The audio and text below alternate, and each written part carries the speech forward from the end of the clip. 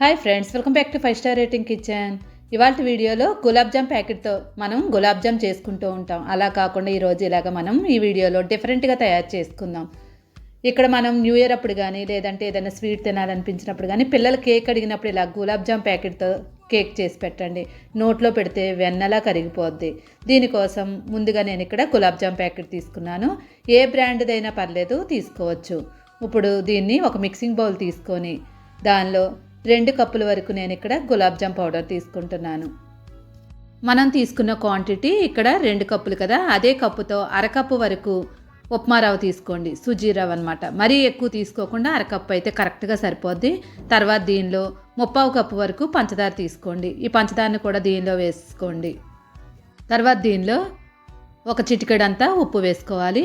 1/2 spoon వంట soda, 1/2 spoon baking powder వేసుకోండి. Baking powder, వంట సోడా ఈ రెండు లేనట్లయితే కనుక ఈనో వేసుకోండి. తర్వాత ఈ పిండిలన్నీ కూడా బాగా కలిసేలా కలిపేసుకోండి. ఇక్కడ ఉప్మా రవ్వ కానీ పిండి కానీ మొత్తం అంతా బాగా కలిసేలా కలిపేసుకోవాలి. మొత్తం 2-3 నిమిషాల పాటు బాగా కలుపుకున్న తర్వాత దీనిలో 1 కప్పు వరకు పాలు వేసుకోండి. ఇక్కడ పాలు పచ్చిపాలే తీసుకుంటున్నాను, మరిగించిన అవసరం లేదు. డైరెక్ట్గా 1 కప్పు వరకు వేసేసుకోవచ్చు. తర్వాత కావాల్సినన్ని చూసుకుంటూ వేసుకోవాలి. ముందైతే 1 కప్పు వేసుకోండి. ఏ కప్పుతో అయితే మనం పాలు తీసుకున్నామో అదే కప్పుతో 1 కప్పు వరకు నూనె వేసుకోండి. ఇక్కడ నేను సన్ఫ్లవర్ ఆయిల్ తీసుకున్నాను. సన్ఫ్లవర్ ఆయిల్ ఉంటే సన్ఫ్లవర్ ఆయిల్ తీసుకోండి. ఇప్పుడు మొత్తం అంతా కలిపేసుకొని 1 స్పూన్ వరకు బటర్ వేసుకోండి. ఒకవేళ బటర్ లేదు అనుకున్నట్లయితే 1.5 వరకు నూనె వేసేసుకోండి. ఇప్పుడు ఈ మొత్తాన్ని కూడా 3-4 నిమిషాల పాటు బాగా బీట్ చేసుకోవాలి. మిక్సీ కానీ బీటర్ కానీ ఏమీ అవసరం లేదు. మనం ఇలాగ విస్కర్తోనే కలిపేసుకోవచ్చు. కలుపుకున్న తర్వాత మూత పెట్టి ఒక 5 నిమిషాల పాటు నాననివ్వండి. ఇక్కడ మనకి రవ్వ నానాలి కాబట్టి 5 నిమిషాలు నాననివ్వండి. తర్వాత మనం స్టవ్ వెలిగించి దానిపైన కుక్కర్ పెట్టుకొని మూత పెట్టుకొని లో ఫ్లేమ్ మీద పెట్టుకొని ఈ కుక్కర్ని వేడవనివ్వాలి. ఈ కుక్కర్ ఒక 5 నిమిషాలు వేడయ్యేలోపు ఇక్కడ పిండి అంతా కూడా మనకి నానిపోయి ఉంటుంది. నానిన తర్వాత మనకి రవ్వ అంతా కూడా చాలా మెత్తగా అయిపోద్ది. చూడండి, ఇప్పుడు ఇలా అయిన తర్వాత దీనిలో ఒక 1/2 స్పూన్ వరకు వెనీలా ఎసెన్స్ ఉంటే వెనీలా ఎసెన్స్ వేసుకోండి. నేను ఇక్కడ బటర్ స్కాచ్ ఫ్లేవర్ తీసుకున్నాను. అది వేసిన తర్వాత కొంచెం పాలు యాడ్ చేసుకొని మళ్ళీ ఒకసారి కలిపేసుకోండి. అస్సలు గట్టిగా ఉండకూడదు. గట్టిగా ఉన్నట్లయితే కనుక మనకి కేక్ కూడా చాలా గట్టిగా వస్తుంది, ఫ్లఫీగా అస్సలు రాదు. కాబట్టి చూసుకోండి. కలుపుకున్న తర్వాత పిండి చూడండి మనకి ఇలాగా ఫ్లో అవుతూ ఉండాలి. ఇలా మొత్తం కలుపుకున్న తర్వాత ఇప్పుడు ఒక కేక్ గిన్నె తీసుకోండి. ఇప్పుడు దీనిలో 1 స్పూన్ వరకు నూనె వేసుకొని మొత్తం అంతా స్ప్రెడ్ అయ్యేలాగా మొత్తం అంతా కూడా మనం స్ప్రెడ్ చేసుకోవాలి. పై వరకు స్ప్రెడ్ చేసుకోవాలి. ఎందుకంటే కేక్ పై వరకు వస్తుంది కాబట్టి అస్సలు అంటుకోకుండా ఉండాలంటే ఇలాగా పై వరకు స్ప్రెడ్ చేసుకోవాలి. దీంట్లో బటర్ పేపర్ ఉంటే బటర్ పేపర్ పెట్టేసుకోండి. బటర్ పేపర్ లేనట్లయితే కనుక అలానే డైరెక్ట్గా కూడా వేసేసుకోవచ్చు. ఏం ప్రాబ్లం ఉండదు మనకి.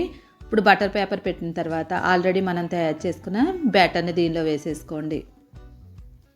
చాలామంది కేక్ పొంగిందో లేదో డౌట్ వస్తుంది. మనం బ్యాటర్ వేసిన తర్వాత చూడండి పిండి అక్కడి వరకు వచ్చింది. ఇప్పుడు ఒకసారి అటు ఇటు కూడా ట్యాప్ చేసేసుకోండి. ఇప్పుడు మనం ప్రీహీట్ చేసుకున్న కుక్కర్లో మూత తీసి దీన్ని పెట్టేసుకోవాలి.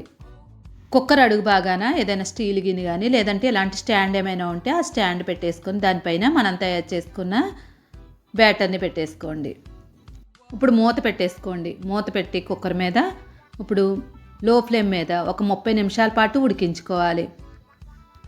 పైకి మనకి కేక్ అయిందో లేదో కనిపిస్తూనే ఉంటుంది. చూడండి, చుట్టూరు కూడా మనకి బ్రౌన్ కలర్ వచ్చేయాలి. అప్పటి వరకు మనం కేకు ఉడికించుకోవాలి. టూత్పిక్తో ఇలా గుచ్చినట్లయితే కనుక అసలు అంటుకోనట్లయితే కనుక మనకి కేక్ రెడీ అయిపోయినట్లే. ఇప్పుడు బయటికి తీసుకోండి. చూడండి, మనకి కేక్ అంతా కూడా ఇలాగా బయటికి చుట్టూరు కూడా మనం అసలు చాక్తో అంతా కూడా చేయవసరం లేదు, అలానే వచ్చేస్తుంది. చాక్తో కట్ చేయకుండానే చుట్టూరు కూడా మనకి చక్కగా వచ్చేసింది. చూడండి, బటర్ పేపర్తో లేకపోయినా కూడా చక్కగా వచ్చింది. చూడండి, ఇప్పుడు పైన ఉన్న బటర్ పేపర్ అంతా కూడా పక్కకు తీసేసుకోండి. చాలామందికి కేక్ తయారు చేయడం రాదు అంటూ ఉంటారు కదా, అలాంటి వాళ్ళకి చాలా సింపుల్గా చేయొచ్చు. ఇప్పుడు స్టవ్ మీద ఒక గిన్నె పెట్టుకొని దానిలో ఒక అరకప్పు వరకు పంచదార వేసుకొని అరకప్పు నీళ్లు వేసుకోవాలి. ఈ పంచదార అంతా కూడా బాగా కరగనివ్వాలి. పంచదార కరిగేలోపు ఇక్కడ మనకి తయారు చేసుకున్న కేక్కి ఫోక్తో ఇలాగా హోల్స్లా పెట్టుకోవాలి. ఇక్కడ మనకి పంచదార కరిగితే సరిపోద్ది, పాకం రానవసరం లేదు. ఇప్పుడు ఈ నీళ్ళన్నీ కూడా ఒక బౌల్లో వేసుకొని ఈ కేక్ పైన వేసుకోవాలి. కావాలనుకున్న వాళ్ళు బెల్లంతో అయినా తయారు చేసుకోవచ్చు. ఇప్పుడు ఈ పంచదార వాటర్ అంతా కూడా దీనిపైన వేసేసుకోండి. వేడిగా ఉన్నప్పుడే వేసుకోండి, చల్లగా ఉంటే కొంచెం గట్టిగా అవ్వచ్చు. కాబట్టి వేడిగా ఉన్నప్పుడే మొత్తం అంతా వేసుకున్నట్లయితే జ్యూసీగా ఉంటుంది. చాలాసార్లు మనం గులాబ్ జామ్ తయారు చేసుకుంటూ ఉంటాం, కానీ ఇలా కేక్ చేసుకొని ఉంటారు, చాలా టేస్ట్గా ఉంటుంది. తప్పకుండా ట్రై చేయాల్సిన చాలా మంచి రెసిపీ.